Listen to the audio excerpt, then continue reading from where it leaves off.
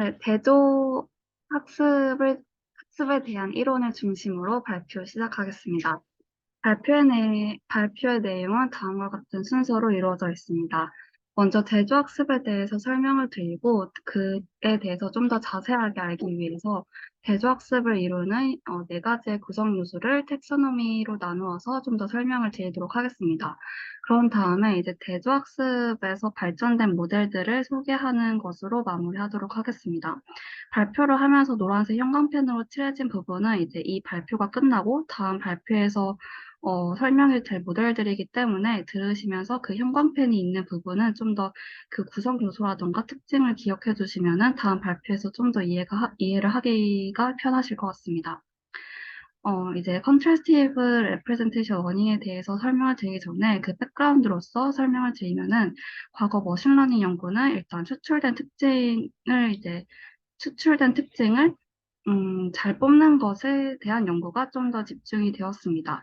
그렇지만 최근에는 딥러닝이 많이 발전이 되었는데 그것에 기반을 하는 것은 고차원의 데이터의 일부 특징만을 추출하고 학습하는 능력이 이제 딥러닝의 이제 학습 능력이기 때문에 그렇게 발전이 되게 되었습니다.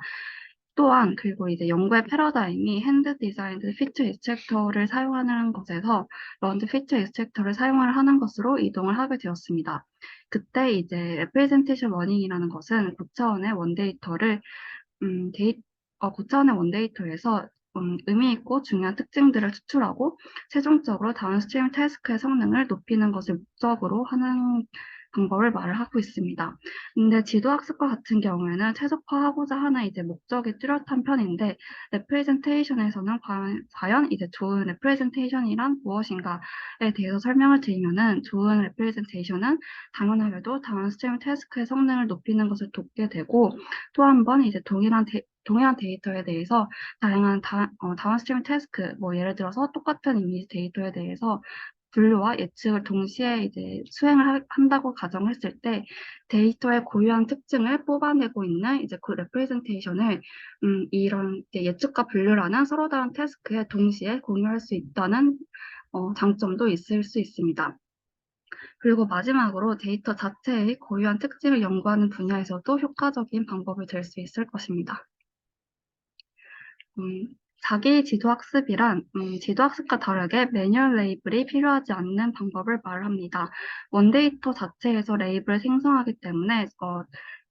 하게 되고 이제 그리고 자기 지도 모델 내부에서 지도 학습을 함으로써 모델을 훈련하는 과정으로 이루어지게 됩니다. 레이블이 없는 데이터에서 슈퍼비저럴 시그널을 이제 생성을 하기 때문에 레프레젠테이션을 학습을 할 수가 있습니다. 자기지도 학습은 두 가지 단계의 태스크로 이루어지게 됩니다. 첫 번째 단계는 프리텍스트 태스크가 있는데 이것을 이제 제가 참고한 사이트에서 표현한 것을 좀 빌려서 말씀을 드리자면은 일부러 이제 일을 만들어서 문제를 해결한다라고 할 수가 있는데 데이터 자체에서 레이블을 생성을 하고 지도 학습을 하는 과정을 통해서 데이터의 레프레젠테이션을 학습을 할 수가 있습니다.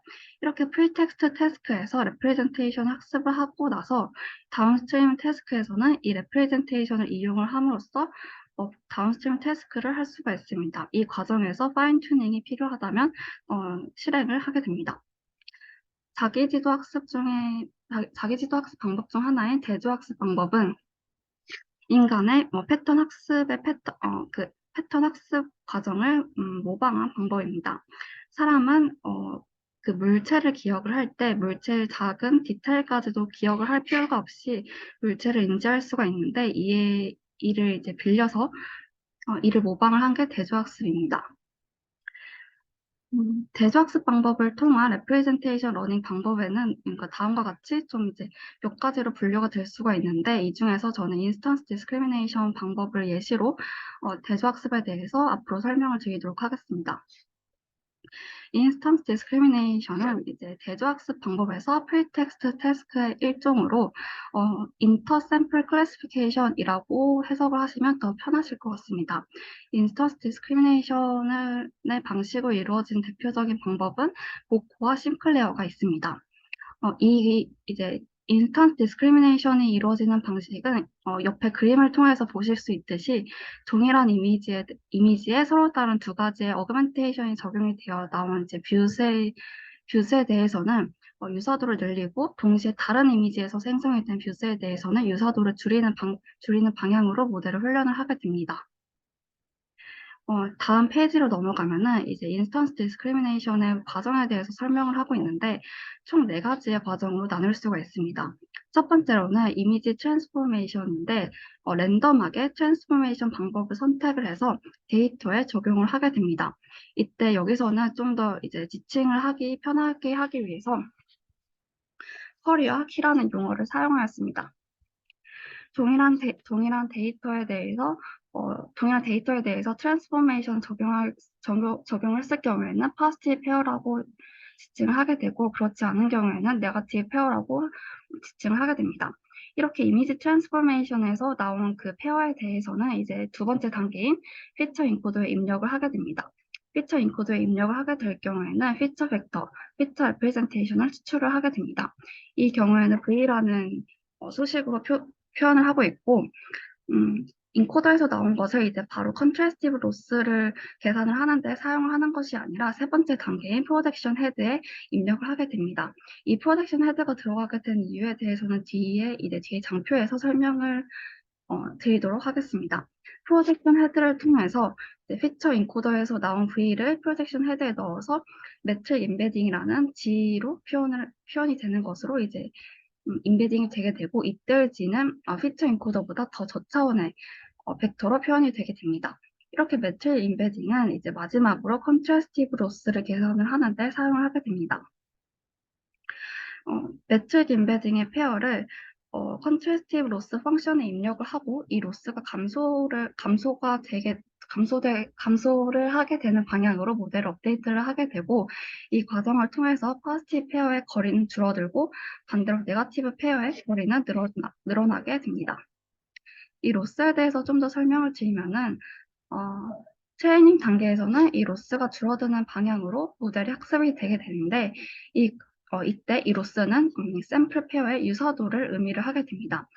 아래 그 로스 식을 보시면은 다트 프로덕트는 유사도를 의미를 하게 되는데 분자는 파지티브 페어의 유사도를 이제 의미를 하게 되고 분모는 k 플러스 1개, 한 개의 이제 파지티브와 그리고 k개의 네거티브 페어의 유사도의 총합을 의미를 하게 됩니다. 그리고 앞에 이제 마이너스가 붙음으로써 로스가 감소가 하게 되는 방향은 곧 이제 파지티브 페어가 맥시마이즈 하게 되고 반대로 이제 분모인 네거티브 페어는 미니마이즈 하게 되는 방향으로 업데이트가 진행이 되게 됩니다. 앞에서 설명을 드렸다시피 이제 이 트레이닝 단계가 끝나게 되면은 다음 스트림 파트로 넘어가게 됩니다. 다음 스트림으로 넘어가게 될 경우에는 프로젝션 헤드와 컨트래스티브 로스 구성 요소를 이제 제외를 하고 피처 인코더만 사용을 해서 다음 스트림에서 이제 사용을 하게 되는데 이때 피처 인코더는 피처 익스트랙터로서 이제 사용을 하게 됩니다. 이 경우 이제 파지티브 페어에 서로 다른 데이터 어그멘테이션을 적용을 하는 과정에서 생성된 의미 없는 변화들은 무시하고 흡수이 된다고 되어 있는데 이 부분에 대해서는 다음 장표를 통해서 설명을 드리도록 하겠습니다. 지금까지 이제 인스턴트 디스크리미네이션을 통해서 대조학습에 대해서 좀 설명을 드렸고 이제 이 부분을 정리를 해서 말씀을 드리면은 대조학습은 다음과 같이 프레임워크로 이루어져 있습니다. 크게 3가지 구성 요소로 이루어져 있는데 첫 번째로 인코더는 앞에서 계속 설명을 드렸다시피 인풋 데이터를 레프레젠테이션 벡터로 매핑을 하는 역할을 하게 됩니다. 이렇게 함으로써 다른 태스크에서 사용할 수가 있는 레프레젠테이션을 학습을 할 수가 있게 됩니다. 두 번째 구성 요소인 트랜스폼 헤드는 이 인코더에서 나온 피처 임베딩을 매트릭 임베딩으로 트랜스폼 하는 역할을 하게 되고 이렇게 함으로써 한 개 또는 여러 개의 레프레젠 벡터를 이제 하나의 정보로 애그리게이트 하거나 아니면은 이제 그 자체를 컨트래스티브 로스에 넣기 전에 저차원의 공간으로 투영을 하는 것을 목적으로 하고 있습니다. 마지막으로 컨트래스티브 로스는 인베딩 내부의 데이터 간의 이제 유사도 또는 거리를 측정을 하는 역할을 하게 되고 매트릭 스페이스에서 파지티브 페어가 거리가 가까워지도록 그리고 네거티브의 페어가 거리가 멀어지도록 학습이 되게 되는데 파지티브 페어의 거리가 가까워진다는 것은 곧 이제 레프레젠테이션이 중요하지 않은 정보들에 대해서는 인베리언트 하다는 의미이고 그리고 네거티브 페어의 거리가 멀어진다는 것은 네거티브 페어의 그 코베리언트한 레프레젠테이션도 학습을 한다는 의미입니다. 이 부분에 대해서 설명을 드리기 위해 다음 상표를 보시면은 파란색과 빨간색의 원으로 휩싸인 이제 세 개의 원이 보실 수 있는데 음, 이제 커리와 파지티브 키로 이루어져 있는 것을 파지티브 페어라고 보실 수가 있고 커리와 네거티브 키로 이루어져 있는 것을 네거티브 페어라고 보실 수가 있습니다.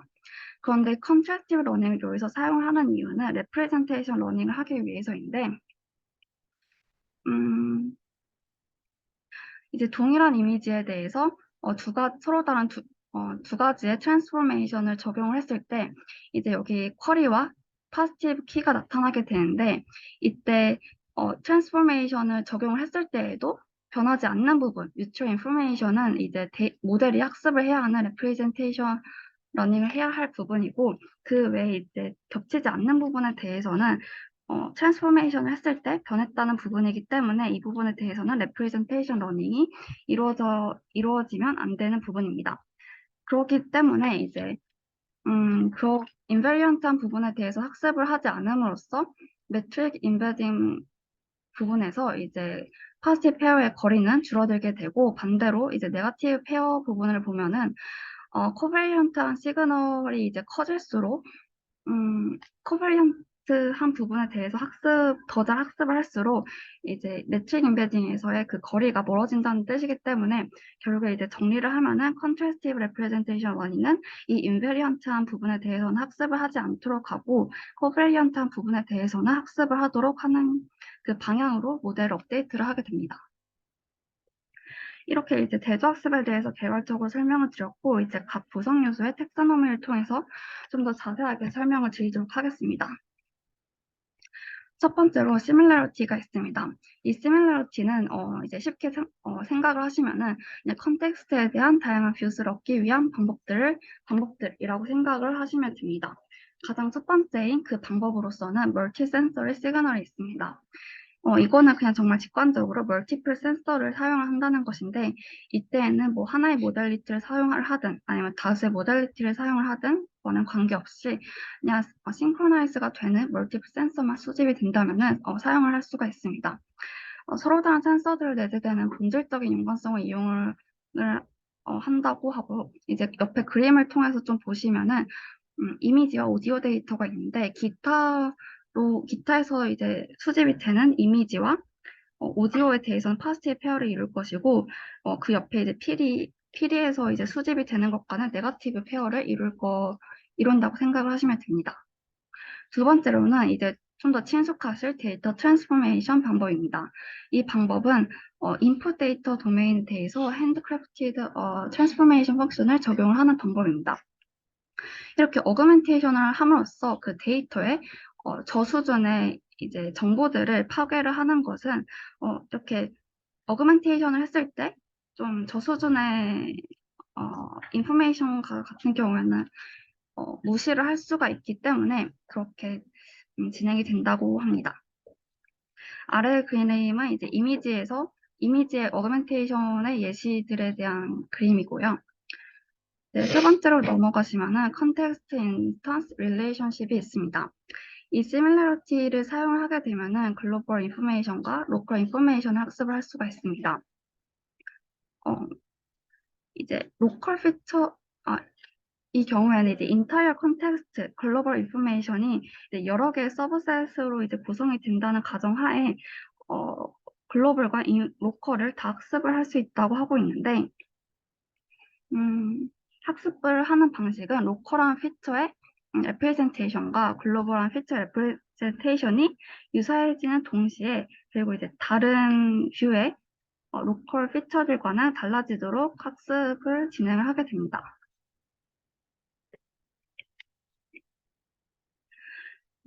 이렇게 로컬과 글로벌을 비교하는 과정은 로컬 뷰에서 중요한 특징을 학습을 하도록 하고 또 이제 반대로 로컬 뷰에만 있는 노이즈 특징과 같은 경우에는 무시를 하도록 진행을 하게 됩니다. 이러한 방법을 사용을 하는 것으로는 딥 인포맥스와 CPC가 있는데 이 부분도 이제 다음 발표에서 설명이 될 모델들입니다. 네 번째로 가시면은 이제 시퀀스 데이터에 적용을 할 수가 있는 방법들인데요. 이 부분에 대해서는 그냥 이제 그림을 통해서 직관적으로 설명을 드리면은 파란색으로 박스가 쳐져 있는 쿼리에 대해서 연속적으로 붙어 있는 초록색과 같은 경우에는 이제 파지티브 키, 따라서 이제 파지티브 페어를 이루게 되고 좀 불연속적이고 멀리 떨어져 있는 빨간색 박스로 쳐져 있는 부분과 같은 경우에는 네거티브 키가 되고 따라서 네거티브 페어를 이루게 될 것입니다. 마지막으로 다섯 번째 이제 클러스터링 부분으로 넘어가게 되면은 클러스터링의 이제 군집화가 이루어지는 방식은 탑다운 형식이지만 컨트래스티브 러닝과 같은 경우에는 버텀업 방법입니다. 그래서 진행 방향만 다르기 때문에 두 방법을 결합을 하였을 때 두 방법의 장점을 모두 가질 수 있다는 가정하에 다음과 같은 모델들이 개발이 되었고 수아브 모델은 이제 다음 발표에서 설명해 드릴 예정입니다. 다음으로는 이제 인코더로 넘어가겠습니다. 인코더에 대해서 이제 설명을 드리기 전에 인코더와 트랜스폼 헤드의 차이점에 대해서 좀 먼저 설명을 드리도록 하겠습니다. 인코더는 계속 설명을 했듯이 인풋 데이터를 레프레젠테이션으로 이제 매핑을 하는 방법이고 이렇게 좋은 레프레젠테이션 학습을 하는 것을 목적으로 하고 있습니다. 반대로 트랜스폼 헤드는 이 코더에서 나온 것을 다시 한번 매트릭 임베딩으로 트랜스폼을 하는 역할을 하고 이제 시뮬러티 매트릭스를 학습을 하는 보조적인 태스크를 수행을 하게 됩니다. 실제 모델의 구조적인 측면에서는 뚜렷하게 구분이 되지 않는다고는 하지만 기능적인 측면에서는 분명한 구분이 있기 때문에 이제 텍소노미에서는 인코더와 트랜스폼 헤드를 구분을 해서 설명을 드리겠습니다. 인코더는 인코더의 유형에 따라서 그 이제 이어지는 트랜스폼 헤드와 컨트래스티브 로스에 서로 다른 영향을 주게 됩니다. 또한 이제 인코더의 유형에 대해서는 제한이 별로 없지만 컨트래스티브 로스로부터 인코더가 업데이트되는 방식이 인코더에 따라 다르기 때문에 이를 기준으로 분류를 해보았습니다. 첫 번째는 엔드-투-엔드 인코더인데 가장 간단한 방법이지만 GPU 메모리를 많이 차지하기 때문에 배치 사이즈에 한계가 있다는 단점이 있습니다. 이를 해결하기 위해서 온라인 오프라인 인코더가 나왔는데 이 온라인 오프라인 인코더 방법을 사용한 모델이 다음과 같이 있고 이 부분에 대한 설명은 이제 모델에 대한 설명에서 좀 더 자세하게 들으시면 될 것 같습니다. 다음으로 트랜스폼 헤드로 넘어가게 되면은 가장 먼저 프로젝션 헤드가 있습니다. 프로젝션 헤드는 앞에서 이제 인스턴스 디스크리미네이션에 대해서 설명을 할 때 나왔던 헤드인데 인코더를 통해서 저차원인 임베딩 스페이스로 표현을 했지만 이것을 직접적으로 이제 로스를 계산을 하기에는 계산 복잡도가 상대적으로 크기 때문에 이를 다시 한번 더 저차원의 공간으로 투영을 하는 것이 프로젝션 헤드의 역할입니다. 이를 이용한 것이 싱클레어가 있습니다. 이제 두 번째 트랜스폼 헤드로는 컨텍스츄얼라이제이션 헤드가 있습니다. 그 앞에서 시뮬러티에 대해서 설명을 드릴 때 옆에 그림에 좀 작게 나와 있는데 컨텍스트 인스턴스 릴레이션십 기반의 시뮬러티 방법을 사용할 경우에는 이제 여러 개의 피처 벡터가 나오기 때문에 이를 다루기 위한 좀 이제 프로젝션 헤드가 아닌 다른 트랜스폼 헤드가 필요하게 됩니다. 이를 위한 헤드가 이제 컨텍스츄얼라이제이션 헤드이고요. 이 헤드의 역할은 여러 개의 피처 벡터를 컨텍스츄얼라이즈 임베딩으로 종합을 하는 역할을 하게 됩니다. 이 헤드를 사용한 방법이 CPC와 딥인포맥스가 있습니다. 이제 앞에서 이제 설명드렸던 두 가지 헤드의 차이점에 대해서 설명을 드리면은 프로젝션 헤드와 같은 경우에는 이제 단순히 투영만 하는 역할을 하지만 컨텍스추얼라이제이션 헤드에서 나오는 이제 컨텍스추얼라이즈 매트릭 임베딩과 같은 경우에는 이제 프로젝션 헤드에서 나오는 것과 달리 좀 다른 기능을 하거나 아니면 다른 정보를 가지고 있는 경우가 있습니다.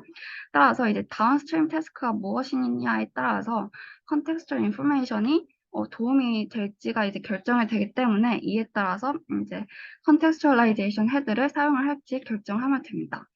마지막 트랜스폼 헤드로 이제 퀀티세이션 헤드가 있습니다.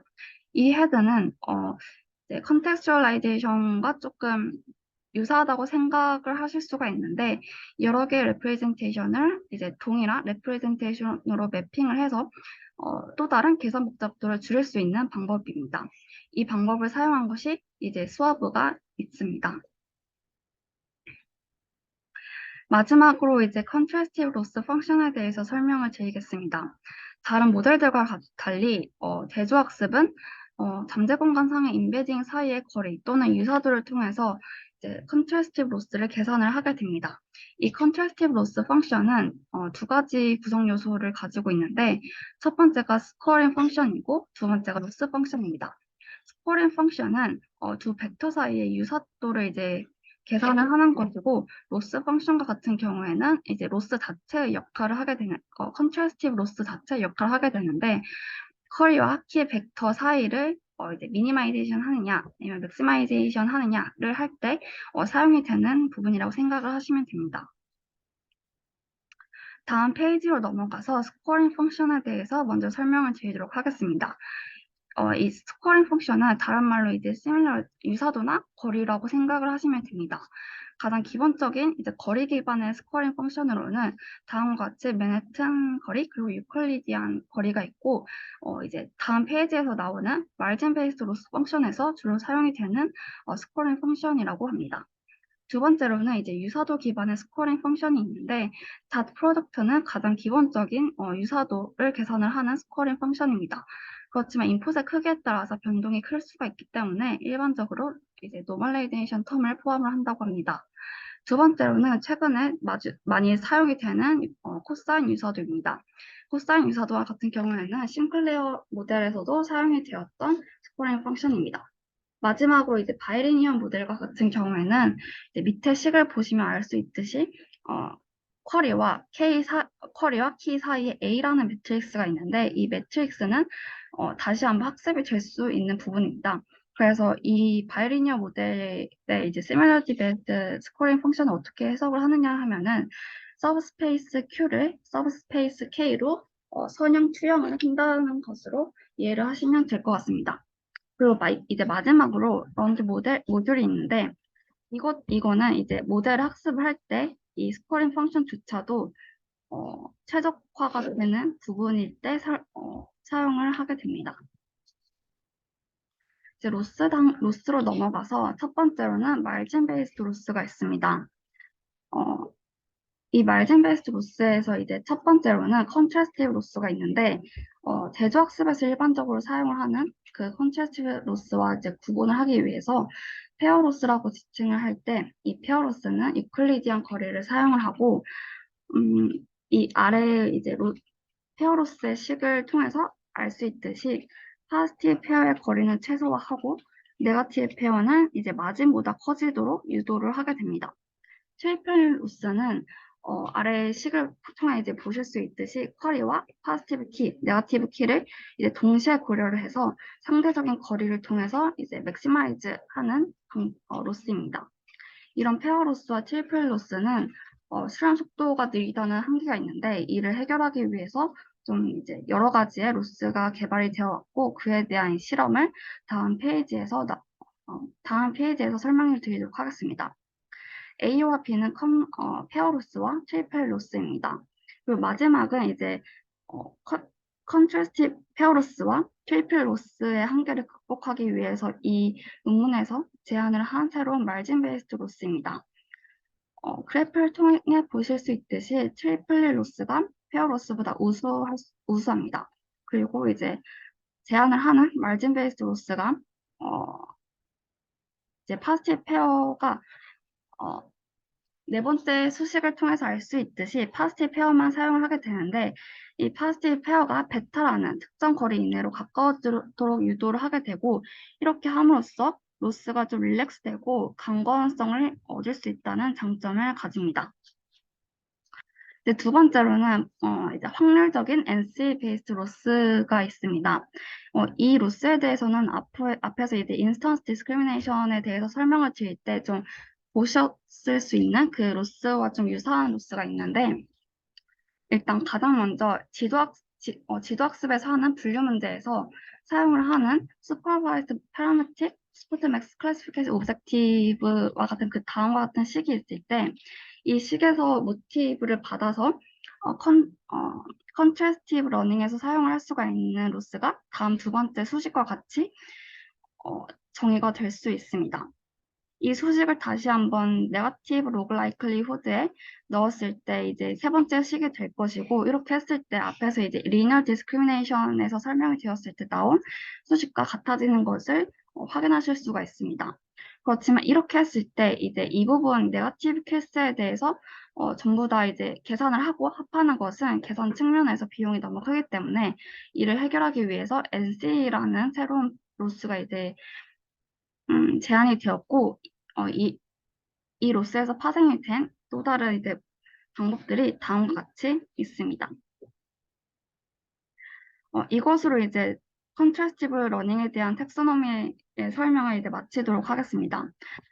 다음 페이지에서는 이제 다음 발표에서부터 계속 이제 설명이 될 모델들을 이제 리스트가 있습니다. 그 형광펜과 이제 다음 이제 테이블을 통해 보시면 앞에서 제가 설명을 드린 네 가지 구성 요소에 대한 텍소노미와 모델들의 그 설명을 탭을 통해서 나타낸 것이 있는데 이제 다른 모델들에 대한 설명을 듣기 전에 이 표들을 좀 보시면은 좀 더 편하게 설명을 들으실 수 있지 않을까 싶어서 장표를 만들었습니다.